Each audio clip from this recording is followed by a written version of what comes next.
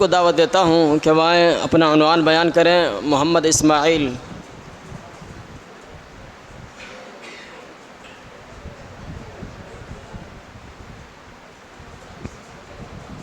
السلام علیکم ورحمۃ اللہ وبرکاتہ۔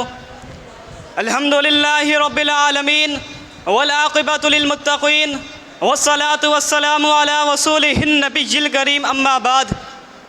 اعوذ باللہ من الشیطان الرجیم، بسم اللہ الرحمن الرحیم۔ فالذین آمنوا بہ وعزروہ ونصروہ واتبعوا النور الذی انزل معہ، وقال النبی صلی اللہ علیہ وسلم من سب نبیا فاقتلوہ۔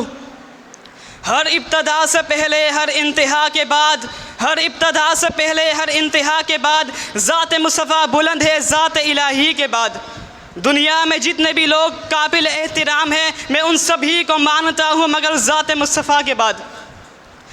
کا ساتھیوں، سیرت رسول صلی اللہ علیہ وسلم صدیوں سے مسلمانوں اور غیر مسلموں کے مقالات اور مباحث کا موضوع رہا ہے، اور ہر حقیقت پسند انسان اور عادل شخص کو اس بات کا اعتراف ہے کہ کائنات میں جناب محمد رسول صلی اللہ علیہ وسلم جیسا کامیاب مدبر، سیاسی اور مذہبی رہنما، رحیم و کریم و شفیق اسی، جو ہزار ہاں صفات سے مزین ہو، آج تک نہ کوئی آیا ہے اور نہ ہی قیامت تک آئے گا۔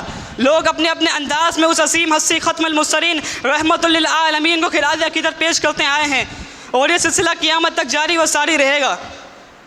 شاعر نے بھی کیا خوب کہا، عمریں بیت گئیں ہائے قلم ٹوٹ گئے، عمریں بیت گئیں ہائے قلم ٹوٹ گئے، تیرے اوصاف کا ایک باب بھی پورا نہ ہوا۔ عزیز جان من، دوسری طرف دیکھیں تو آپ کی ہستی جس قدر عظیم ہے، اس قدر آپ کے حاسدین اور مخالفین بھی زیادہ ہیں، جو آپ کے خلاف بات کر کے، آپ کی شان اقدس میں گستاخی اور اہانت کر کے، آپ کے متعلق حضرت سرائی کر کے، آپ کی گستاخی کر کے۔ کہا ساتھیوں، امام الانبیاء ختم المرسلین رحمت للعالمین حضرت محمد مصطفیٰ صلی اللہ علیہ وسلم کے ساتھ تمام اہل اسلام کے تعلق رشتے کی نوعیت دینی، ایمانی اور جذباتی ہے۔ یہی وجہ ہے کہ جب دنیا کے کسی کونے میں کوئی غیر مسلم نبی علیہ السلام کی شان میں گستاخی کرتا ہے تو روئے زمین پر بسنے والے تمام مسلمانوں کے دل چلنی اور جذبات مجروح ہو جاتے ہیں، اور ان کا خون کھول اٹھتا ہے، ان کا جی چاہتا ہے کہ ایسا دست و قلم توڑ دیا جائے جو گستاخی کرے، اور ایسی آنکھ پھول دی جائے جو آپ کے خلاف میری نگاہ سے دیکھے، اور ہر وہ زبان گدی سے کھینچ دی جائے جو آپ کے خلاف دراز ہو۔ ایمانی غیرت کا یہ تقاضا، محبت رسول کا یہی مطالبہ ہے، اور تاریخ ایسے واقعات سے بڑی بڑی ہے، اس میں گستاخی رسول کو کیفی گردار تک پہنچایا گیا ہے۔ وقال ساتھیوں، جی ہاں، رب عز و سما نے مختلف ادوار میں اپنے مخصوص بندے کو حرمت رسول صلی اللہ علیہ وسلم کا دفاع کرنے کی عظیم سعادت بخشی۔ اس کی عظیم مثال تاریخ میں موجود ہے۔ کبھی محمد بن مسلمہ رضی اللہ عنہ کعب بن عجرب جیسے یہودی سردار کا سر گرم کر رہے ہیں، کبھی معوذ اور معاذ رضی اللہ عنہما دو ننھے منھے جانسار صحابی گستاخی رسول کو خاک و خون میں ٹپا رہے ہیں، کبھی مدینہ کا نابینا صحابی گستاخی رسول کو اپنے کردال کے صلیب واصل جہنم کر رہا ہے۔ اس لیے شاعر نے بھی کیا خوب کہا، جو میلی نظر اٹھائے وہ آنکھ پھول دیں گے، جو میلی نظر اٹھائے وہ آنکھ پھول دیں گے، ہر دست سے بے ادب کی کلائی مرول دیں گے، ابو جہل و ابو لہب کے بیٹے نہ بچ سکیں گے، ہم دست سے انتقام سے ان کو بھی دبوچ لیں گے۔ وقال ساتھیوں، یہیں پر بس نہیں بلکہ بعض ادوار میں خالق کائنات نے اپنے مخصوص بندوں کو حرمت رسول کی خاطر اپنے جانوں کے نذرانے پیش کرنے کا شرف بھی بخشا۔